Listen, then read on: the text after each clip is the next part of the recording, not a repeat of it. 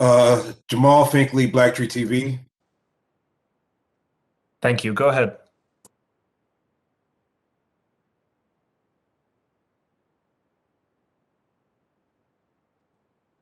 Nice to meet you.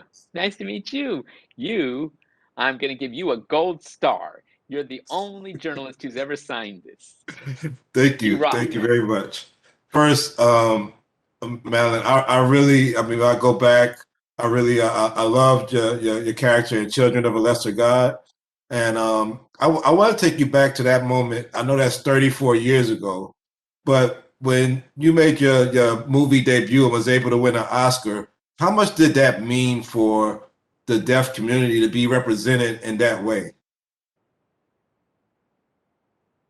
In all honesty, at the time, 34 years ago, I didn't realize the impact that this would have on the deaf community and the community in general to have a movie with a character who was deaf playing authentically a character with a major studio. I did not realize at 21 years old how much and how people were really desperate to see a character like that played on screen. I didn't understand the lack of representation of my culture, of the disabled community. I didn't understand any of that until I journeyed through Hollywood and began to see and began to understand the frustrations of many and the progress that I made until I got a little bit older.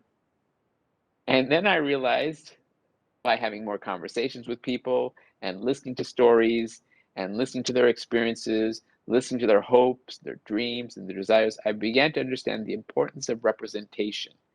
So I'm glad to where we ended up today.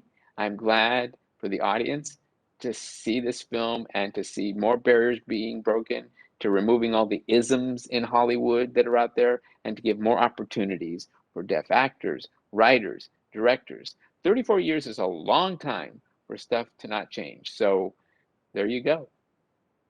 I know in 1995 you testified in front of Congress to help get a law that TVs before smart TVs will have closed captioning. How much has streaming and these streaming platforms like Apple TV Plus with the captioning all built in, how much has that helped deaf audiences be able to enjoy more entertainment on screen? You wouldn't believe. I mean, listen, I love television. I watched it all my life. I loved movies. The Wizard of Oz was a movie that I loved every time it was shown on television. I made it a point of watching it. But remember, I watched it without captions. And then when finally MGM decided to show it with captions, and the first time it was available on videotape with captions, I watched it and I, I was shocked because all those years I watched a story that I made up in my head. I didn't know what the story was really about. And it was the complete opposite of what I thought when I saw the captions. And that movie changed my entire perspective on the importance of captions. I was shocked. So from that point on, when captions first started to appear, I couldn't miss a single, whether it was Three's Company or all the other shows that began to get captions. And I thought to myself, you know what? Why is it so limited? Why should they choose what we can and can't watch? Why are some shows captioned? Why are shows not captioned? So I decided that I had to make it into a law. And that's what you said, and that's what happened. I know you said you spoke about representation earlier, and I mean, from my perspective, the last couple of years we've had, Sound of Metal, we've had Quiet Place. You have a show coming out on NBC, and we have this great movie CODA. Do you see more deaf actors, deaf crew members, deaf directors getting opportunities today? And I know it's not enough, but do you see that happening a lot more? I do, I do. It's there. I know it's not enough, but it's there. And I can't bitch about it because I'm one who believes in the long haul of it all, you know? I believe that it's important to give people the opportunity to do what they want to do, but at the same time understand that we have deaf children out there who need mentors and role models to look up to. And we need to have whatever it is, a message that to let children know you can do whatever it is you want to do. So I think, as you said, we're seeing greater representation, and I'm very excited about that. But I don't want this to be the flavor of the year, so to speak.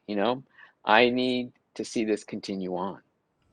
When you look at the world in general, I know America has ASL, and I know that there must be some resources here in America. But when you go to other countries, the people that are deaf, do they have the similar resources as we have in America, or is America unique in that fashion? I think we have, well, for example, we have the Americans with Disabilities Act here, which protects our rights. And and thanks to Judy Heumann and people like Jim Lebrecht, which you saw their journey in that film Crip Camp, who made our laws happen. But I think that you might say, I believe that different countries operate on a different level. A lot of them don't even have the access to rights, particularly when we're talking about captions. Instead, you'll see just interpreters on screen. Um, and I know a few places, a few countries are advanced and equal to what we have, but the majority do not provide people who are deaf or disabled the same rights.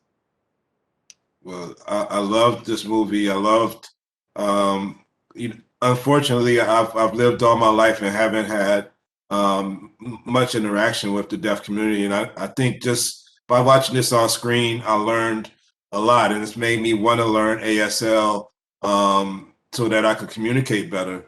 And I just wanted to thank you for that, and thank you for your movie Feeling Through earlier this year, which I also loved. And keep on doing great things, and we'll keep on watching. Thank you. Thank you for much. Thank you for the opportunity. Thank Bye. you. Bye-bye.